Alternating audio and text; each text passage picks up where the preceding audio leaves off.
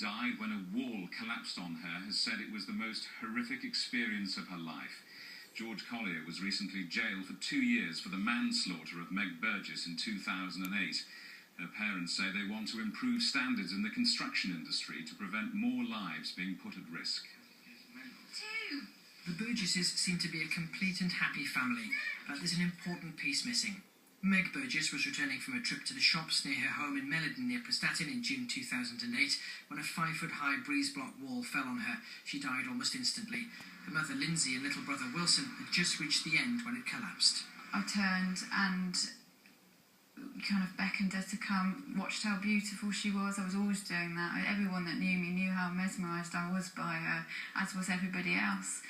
And it just all fell in one go. It was the most horrific thing I've ever seen. In my dreams at night, I can feel the wall pass by my face. It literally stopped by my feet.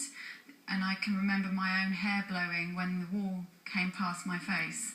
10 days ago, George Collier, the man on the right, was jailed for 2 years for manslaughter.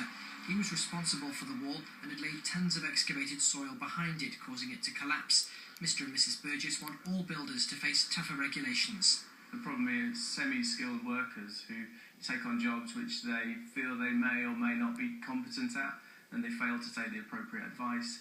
And it's exactly those sort of scenarios that we need to protect the public from. It's time that we require builders to be registered and licensed so that we know exactly what their competence levels are.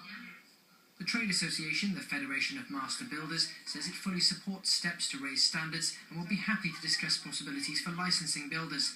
Meanwhile, the Burgess family are campaigning for changes at the same time as trying to rebuild their own lives.